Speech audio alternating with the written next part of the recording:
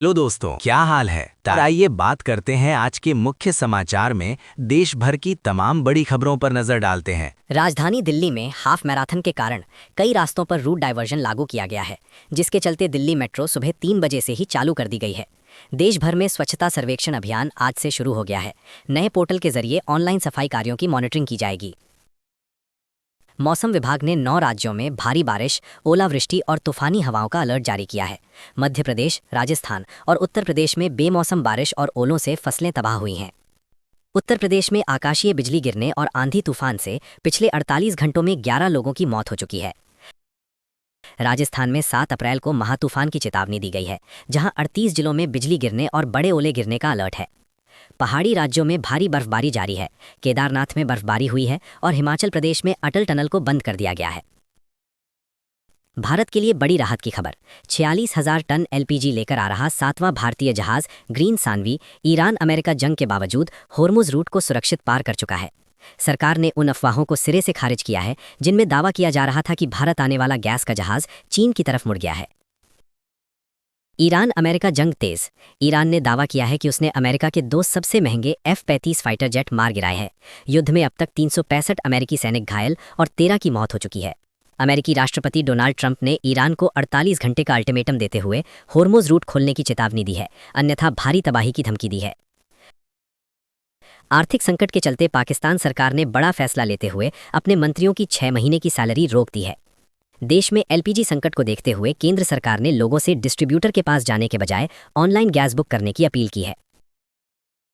मध्य प्रदेश के भोपाल और इंदौर में गैस किल्लत के चलते फिलहाल सिर्फ 5 किलो के सिलेंडर के कनेक्शन दिए जा रहे हैं और ई-केवाईसी सस्पेंड कर दी गई है। सरकार ने नियमों में ढील देते हुए 5 किलो वाले फ्री ट्रेड एलपीजी सिलेंडर यानी एफटीएल सिलेंडर खरीदने के लिए एड्रेस प्रूफ की अनिवार्यता खत्म कर दी है। अब ये केवल आधार कार्ड से मिलेगा। हिमाचल प्रदेश के कुल्लू में एक ट्रैवलर बस के खाई में गिरने से 3 लोगों की दर्दनाक मौत हो गई।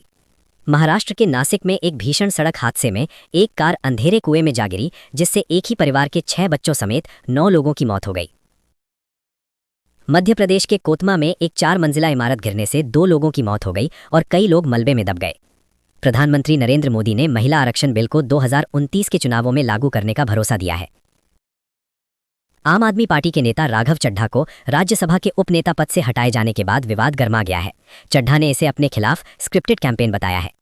केरल विधानसभा चुनाव को लेकर चौंकाने वाली रिपोर्ट आई है। चुनाव लड़ रहे 339 उम्मीदवार करोड़पति हैं, 38% पर क्रिमिनल केस दर्ज हैं और 54% ग्रेजुएट भी नहीं है। उत्तर प्रदेश सरकार ने शिक्षा मित्रों और अनुदेशकों को बड़ा तोहफा देते हुए उनका मानदेय बढ़ाकर क्रमशः 18,000 और 17,000 रुपये प्रतिमाह कर दिया है। यूपी के सीएम योगी आदित्यनाथ ने ओलावृष्टि से बर्बाद हुई फसलों के लिए किसानों को 24 घंटे के अंदर मुआवजा देने के सख्त निर्देश दिए हैं। यूपी एटीएस और पुलिस ने राज्य को धमाकों से दहलाने की साजिश रच रहे 4 आतंकियों को गिरफ्तार कर 5 दिन की रिमांड पर लिया है। सोना 1,47,000 रुपये प्रति 10 ग्राम और चांदी 2,28,000 रुपये प्रति किलो के रिकॉर्ड स्तर पर पहुंच गई है। केंद्र सरकार ने नया नियम लागू किया है, जिसके तहत विदेशी जेवर और महंगी धातुएं आयात करने के लिए अब ज्वेलर्स को सरकारी लाइसेंस लेना अनिवार्य होगा। भारतीय शेयर बाजार में भारी गिरावट दर्ज हुई है।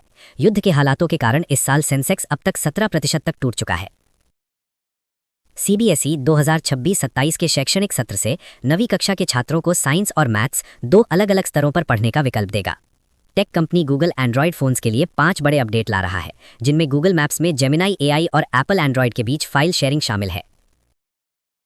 मेटा जल्द ही इंस्टाग्राम का पेड वर्जन इंस्टाग्राम प्लस ला सकता है, जिसकी अनुमानित सब्सक्रिप्शन फीस लगभग 200 रुपये प्रतिमाह होगी।